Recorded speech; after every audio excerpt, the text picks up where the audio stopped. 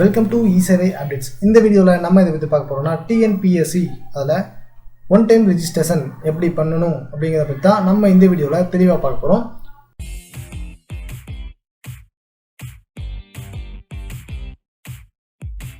இன்னும் நம்ம சேனலை சப்ஸ்கிரைப் பண்ணலாம், சப்ஸ்கிரைப் பண்ணிக்கோங்க. நம்ம போகிற வீடியோ உடனடியாக உங்களுக்கு அப்டேட் ஆகணும்னா பெல் ஐக்கானை கிளிக் பண்ணிக்கோங்க. டிஎன்பிஎஸ்சியில் இந்த வருஷம் 2022 குரூப் 2 அண்ட் குரூப் 4 வந்து பிப்ரவரி அண்ட் மார்ச்சில் ரிலீஸ் பண்ணிடுவோம் அப்படின்னு சொல்லிட்டு அனௌன்ஸ்மெண்ட் வந்திருக்கு. இந்த சமயத்தில் ஒன் டைம் ரிஜிஸ்ட்ரேஷன் பண்ணாதவங்க இல்லை ஒன் டைம் ரிஜிஸ்ட்ரேஷன் பண்ணவங்க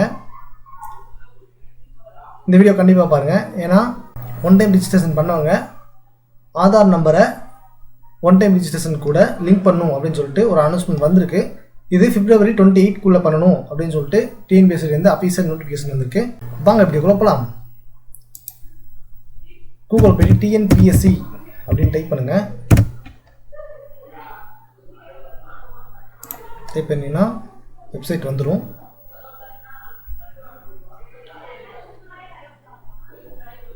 அப்படிதான் இருக்கும் வெப்சைட்டு. அடுத்து அப்ளை ஆன்லைன் அப்படின்னு இருக்கும், அதை கிளிக் பண்ணிக்கோங்க. கிளிக் பண்ணி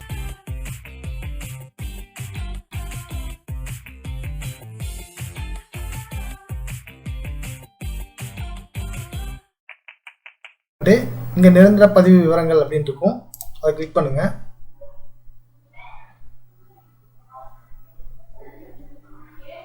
இப்போ நம்ம ஒன் டைம் ரிஜிஸ்ட்ரேஷன் புதுசாக பண்ணுறதுனால புதிய பதிவு செய்ய விளைவோர் அந்த ஆப்ஷனை கிளிக் பண்ணிக்கலாம்.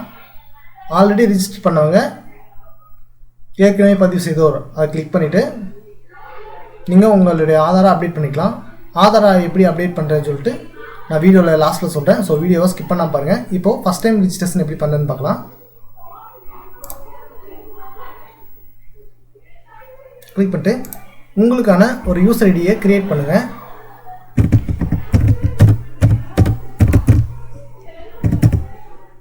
கிளிக் பண்ணிட்டு இந்த கேப்சா என்ட்ரி பண்ணிக்கோங்க. என்ட்ரி பண்ணிவிட்டு பயனர் குறியீடு உள்ளதா அப்படின்னு கேட்கும், அதை கிளிக் பண்ணிக்கோங்க. உங்களுடைய யூசர் ஐடி அவைலபிள்னா அவைலபிள் அப்படின்னு வந்துடும். அது கீழே பார்த்தீங்கன்னா கடவுச்சொல் பாஸ்வேர்டு என்ட்ரி பண்ணுற மாதிரி இருக்கும். பாஸ்வேர்டு எப்படி இருக்குன்னு பார்த்தீங்கன்னா அதிகபட்சம் 8 to 15 முடிக்கு இருக்கலாம். அதில் ஒரு சிறிய எழுத்து ஒரு பெரிய எழுத்து இருக்கணும். அடுத்து ஒரு சிறப்பு எழுத்தினை கொண்டிருக்க வேண்டும். அதாவது இந்த மாதிரி எழுதிக்கலாம். ஒரு கேப் லெட்டர், 2 ஸ்மால் லெட்டர், ஒரு ஸ்பெஷல் கேரக்டர்ஸ், அடுத்து ஒரு நம்பர். அப்படி போட்டிங்கன்னா உங்கள் பாஸ்வேர்டு கொஞ்சம் ஸ்ட்ராங்காக இருக்கும். அதான் கொடுத்துருக்காங்க. நீங்கள் உங்கள் பாஸ்வேர்டு என்ட்ரி பண்ணிக்கோங்க.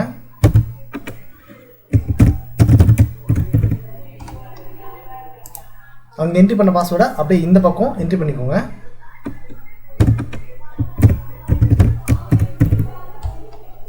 என்ட்ரி பண்ணிவிட்டு உங்கள் பாஸ்வேர்டு வந்து மிஸ்மேட்ச் ஆச்சுன்னா இந்த மாதிரி தான் வரும். ஸோ கரெக்டாக என்ட்ரி பண்ணிக்கோங்க. ஓகே, அடுத்து உங்களுடைய இமெயில் ஐடி என்ட்ரி பண்ணிக்கோங்க.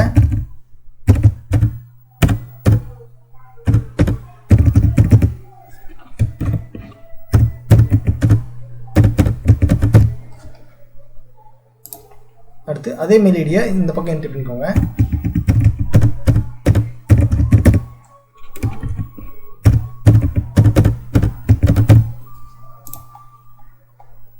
என்ட்ரி பண்ணிவிட்டு இப்போது உங்களுடைய டீட்டெயில் என்ட்ரி பண்ணுற மாதிரி இருக்கும். 10th மார்க் ஷீட் எடுத்துக்கோங்க. அதில் நேம் எப்போ இருக்கோ அதே மாதிரி என்ட்ரி பண்ணிக்கோங்க. என்ட்ரி பண்ணிட்டு உங்களுடைய இனிஷியல் என்ட்ரி பண்ணிக்கோங்க. என்ட்ரி பண்ணிட்டு உங்களுடைய மொபைல் நம்பர், இப்போ கையில் நீங்கள் ரெகுலராக யூஸ் பண்ண நம்பர் போட்டுக்கோங்க.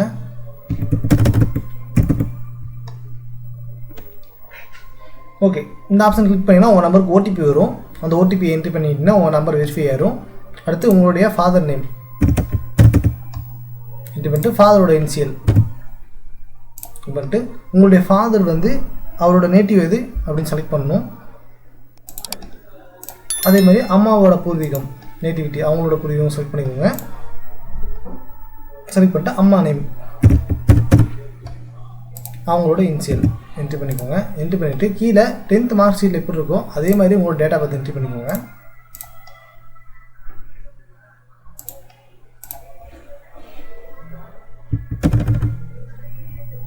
என்ட்ரி பண்ணிவிட்டு டேட் கரெக்டானு கேட்பாங்க.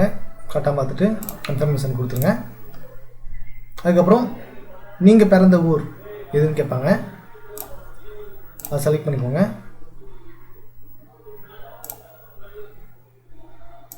அடுத்து நீங்கள் இப்போது எங்கே இருக்கீங்க அந்த அட்ரஸ் போடுங்க. இது வந்து நேட்டிவிட்டி, இது வந்து ரெசிடென்ட்டு, எந்த ஊரில் இருக்கீங்களோ அந்த ஊர் செலக்ட் பண்ணிக்கோங்க. அடுத்து ஜெண்டர் செலக்ட் பண்ணணும். நீங்கள் மேலா ஃபீமேலா எதுவோ அதை செலக்ட் பண்ணிக்கோங்க. செலக்ட் பண்ணிட்டு ரிலீஜியன் செலக்ட் பண்ணணும். ஹிந்துனா ஹிந்துன்னு கொடுத்துங்க, முஸ்லீம்னா முஸ்லீம், கிறிஸ்டின்னா கிறிஸ்டின் கொடுத்துங்க. அடுத்து நீங்கள் இந்தியனா அப்படின்னு கேட்பாங்க, இந்தியன்னா இந்தியன் கொடுத்துருங்க. கொடுத்துட்டு அடுத்தபடியாக உங்களுக்கு கேஸ்ட்டு செலக்ட் பண்ணுற மாதிரி இருக்கும். கம்யூனல் ரிசர்வேஷன் கேட்டகரி அப்படின்னா ஓபிசி, எஸ்சி, எஸ்டி எல்லாமே இதுக்குள்ளே வந்துடுவாங்க. அதர்ஸ்னால் ஓசி கேஸ்ட் அதில் வருவாங்க. இந்த ஆப்ஷன் கிளிக் பண்ணிக்கிறேன். கிளிக் பண்ணிட்டு நீங்கள் வித்தின் தமிழ்நாடா இல்லை அதர் தன் தமிழ்நாடா கேட்பாங்க. வித்தின் தமிழ்நாடுனா வித்தின் தமிழ்நாடு கொடுத்துருங்க. கொடுத்துட்டு நீங்கள் என்ன கேஸ்ட்டு அந்த லிஸ்ட்டில் வரும் செலக்ட் பண்ணிக்கோங்க. பிசினா பிசின்னு கொடுத்துக்கோங்க. அடுத்து அதில் நீங்கள் என்ன கேஸ்ட்டு அப்படின்னு கேட்பாங்க.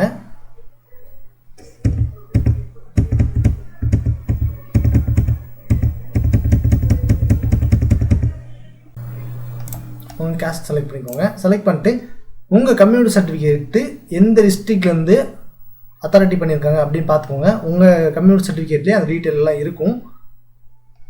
அதை செலக்ட் பண்ணிக்கோங்க. செலக்ட் பண்ணிட்டு உங்களுடைய வட்டம் எதுவோ அதை செலக்ட் பண்ணிக்கோங்க. அடுத்து ஜாதி சான்றிதழ் வழங்கிய அதிகாரி அப்படின்னு போட்டிருப்பாங்க. உங்கள் சர்டிஃபிகேட் கீழேயும் தாசில்தாரா, ஜோனல் டெப்யூட்டி தாசில்தாரா அப்படின்னு போட்டிருப்பாங்க. அதை பார்த்து கரெக்டாக செலக்ட் பண்ணிக்கோங்க. செலக்ட் பண்ணிட்டு உங்களுடைய கம்யூனிட்டி சர்டிஃபிகேட் நம்பர் என்ட்ரி பண்ணிக்கோங்க.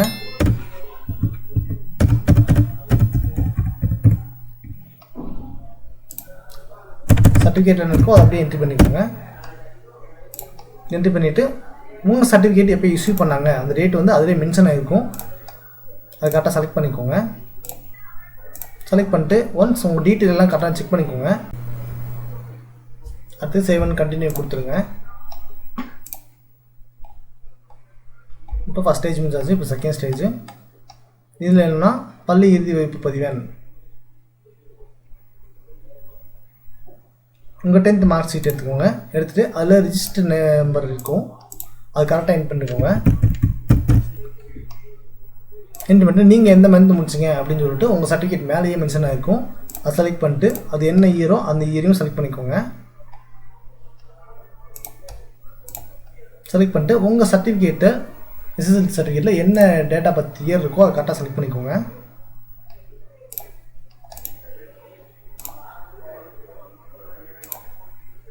செலக்ட் பண்ணிவிட்டு நீங்கள் வந்து மெட்ரிகுலேஷனா சிபிஎஸ்சியா ஸ்டேட் போர்டா எதுவோ கரெக்டாக செலக்ட் பண்ணிக்கோங்க. செலக்ட் பண்ணிட்டு உங்களோட சர்டிஃபிகேட் நம்பர் டாப் கார்னரில் இருக்கும், அதை செலக்ட் பண்ணிக்கோங்க. அப்படியே என்ட்ரி பண்ணிக்கோங்க. என்ட்ரி பண்ணிவிட்டு நீங்கள் தமிழ் மீடியமா இங்கிலீஷ் மீடியமா இல்லை அதர் தானே அப்படின்னு கேட்பாங்க. நீங்கள் என்ன மீடியமோ அதை செலக்ட் பண்ணிக்கோங்க. செலக்ட் பண்ணிட்டு இப்போது நீங்கள் ப்ரெசென்ட் இருக்கிற அட்ரஸ் அதை ஃபில் பண்ணிக்கோங்க.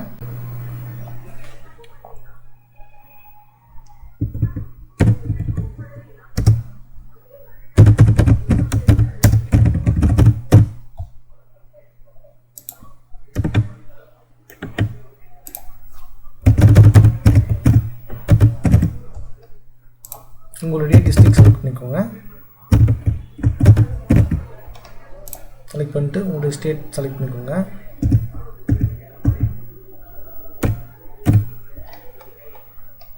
செலக்ட் பண்ணிட்டு என்ன டிஸ்ட்ரிக்கோ அந்த டிஸ்ட்ரிக்ட் செலக்ட் பண்ணிக்கோங்க. செலக்ட் பண்ணிட்டு உங்களுடைய பின்கோடு என்ட்ரி பண்ணிக்கோங்க.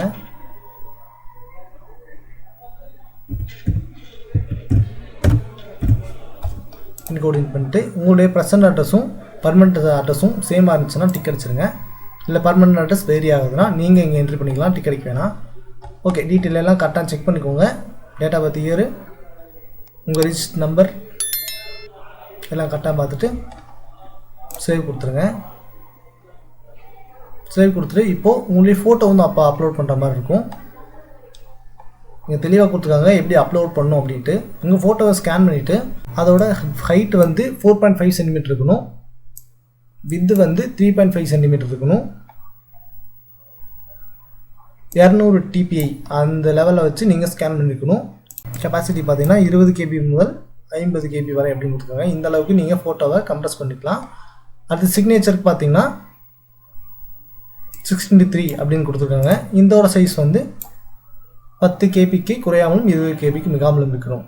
இந்த மாதிரி நீங்கள் ஸ்கேன் பண்ணி சேவ் பண்ணிக்கோங்க. சேவ் பண்ணிட்டு அதை அப்லோட் பண்ணிக்கோங்க. என்ன ஃபோட்டோ அப்லோட் பண்ண போகிறீங்களோ அந்த ஃபோட்டோ செலக்ட் பண்ணிக்கோங்க.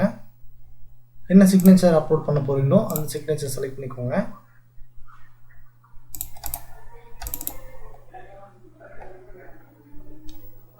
என்ன அப்லோட் ஆகிடும். அப்புறம் ஏதாவது சேஞ்ச் பண்ணணும்னா விவரங்களை மாற்ற அப்படின்னு ஆப்ஷன் இருக்கும். அதை கிளிக் பண்ணி சேஞ்ச் பண்ணிக்கோங்க. ஓகே எல்லாம் ஓகேனா சேவ் அண்ட் கண்டினியூ கொடுத்துருங்க. கண்டினியூ கொடுத்தப்பறம் உங்கள் டீட்டெயிலெலாம் இங்கே ஷோ ஆகும். உங்கள் name, date of birth, mobile number எல்லாமே கரெக்டாக இருக்கான்னு ஒன்று செக் பண்ணிக்கோங்க. நான் என்ட்ரி பண்ண டீட்டெயிலாம் கரெக்ட் தான் அப்படின்னு சொல்லி டிக்ளரேஷன் கேட்பாங்க. இங்கே கிளிக் பண்ணிட்டு சேவ் கொடுத்துருங்க. ஓகே அவ்வளோதான். ஒன் டைம் ரிஜிஸ்ட்ரேஷன் பண்ணியாச்சு. ஒன் டைம் ரிஜிஸ்ட்ரேஷனில் உங்கள் டீட்டெயிலாம் கரெக்டாக செக் பண்ணிவிட்டு ஓகே கொடுத்துருங்க. கொடுத்ததுக்கப்புறம் பேமெண்ட் பேஜ் போயிடும். பேமெண்ட் கிளிக் பண்ணிக்கோங்க.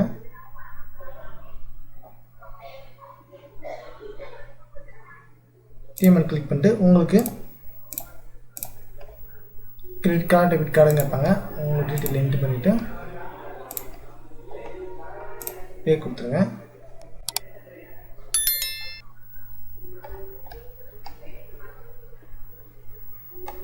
பேனாவை கொடுத்து சப்மிட் பண்ணிக்கோங்க.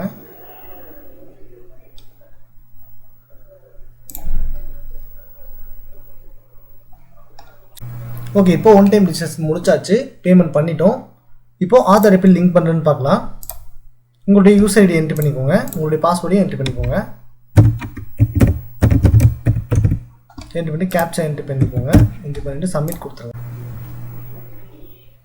சப்மிட் கொடுத்தீங்கன்னா இந்த மாதிரி ஓப்பன் ஆயிரும். இப்போது உங்கள் ஓடிஆரில் எப்படி ஆதார் லிங்க் பண்ணுறதுன்னு பார்க்கலாம். இதுக்கு உங்கள் ஆதாரில் வந்து ஒரு மொபைல் நம்பர் லிங்க் ஆகிருக்கணும். அது இப்போ யூஸில் இருக்கணும். அப்போ தான் உங்கள் மொபைல் நம்பருக்கு ஓடிபி வரும். கிளிக் பண்ணிட்டு உங்களுடைய ஆதார் நம்பரை டைப் பண்ணிக்கோங்க.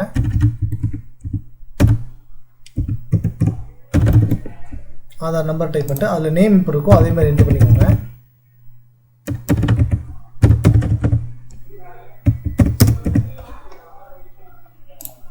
என்ட்ரி பண்ணிவிட்டு கேப்சா என்ட்ரி பண்ணிக்கோங்க.